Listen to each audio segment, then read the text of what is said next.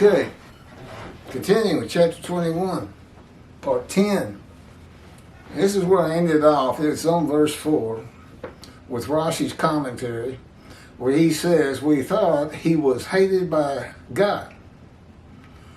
Okay, so we, that's the Jewish people, thought that he, that's the righteous servant, which they say is all of the Jewish people gathered as one man. So the Jewish people thought the Jewish people were hated by God. Show it to me. Show it to me in the Hebrew Bible. I don't think.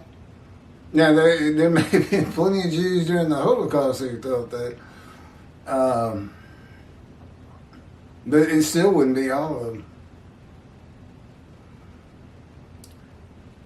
them. Because I'm sure there was a feeling of, why doesn't he stop this? And I got the answer to that from God, by the way. You want me to tell him? Basically, what God would say, and has said, it's in here, in the book, and on video, I think. I gave them that land. Okay? They got run off. But they could have come back hundreds of years before they did, and not because they were forced to. When they were forced to learn that they cannot be separated. They had to be together as much as all one man as possible. And he says, so they left. Then they didn't come back. Well, God says, I'm not going to go get them. And I didn't cause the Holocaust to drive them back, as Tovia Singer teaches, which makes God just irate. As irate as he is with the Gentiles saying he would accept a human sacrifice, in particular a human sacrifice that presumably he caused. Irate. And when you start talking about him killing his children, and Tovia Singer uses 6 million of them murdered, God just said, no, I'm here. I'm just waiting for them to come back, and I already know they will make it back. I don't know the number that's going to make it, but I'm close. But that's what it is. That's just not the way he works. Yeah, I mean, you have to know him as I know him, I suppose, to really understand what he's saying.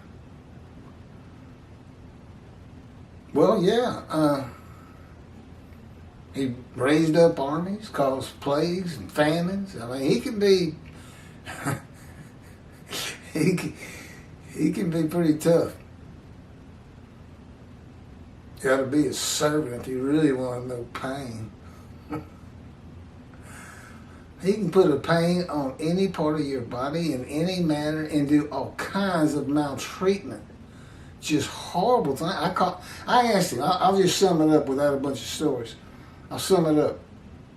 So I see these words, wounded, and God's teaching me that these words come from the fire of refinement that you're going through. Wounded, punished, maltreated, crushed, bruised, chastised. And I say, well, I see you doing all that with me. And people, I'm not talking about for 5 minutes. These things can go on for days, weeks, and months. Whatever he's doing at the moment. He's always coming up with something new. And,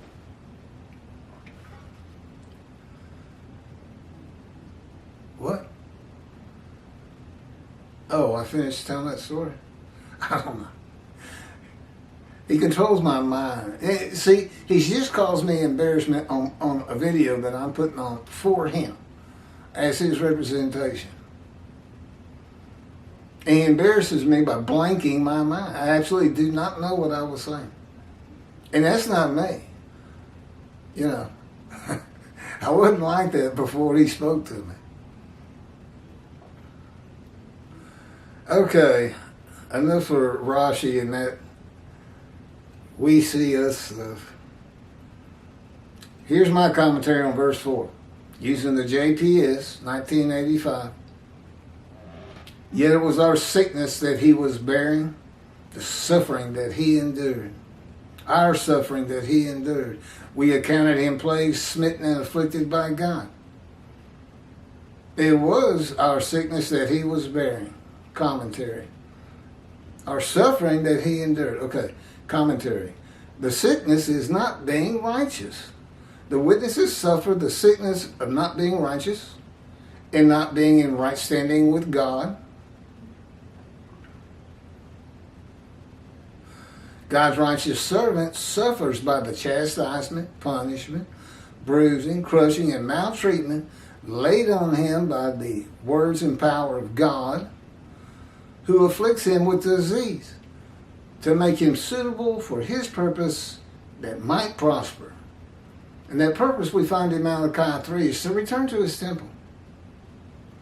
He wants to live amongst the Jewish people again. A purpose that includes his righteous servant making the many righteous. So see, I go through all this, but it's just to get me to where I need to be. You know, I wasn't born to this, but I'm ready to tackle it now with what I've been through with God.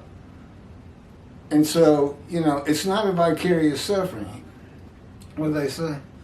It was our suffering that he endured. No, they're suffering their own suffering. They're suffering right now. I haven't lifted it from them. But as the righteous servant, preaching God's law and telling them that God is here and there's sin forgiveness in a new covenant, don't make any more mistakes. Get back to synagogue, and we're hoping, and God believes or knows, that's going to bring the many made righteous, who will turn into a multitude. And no, I do not have the numbers on that.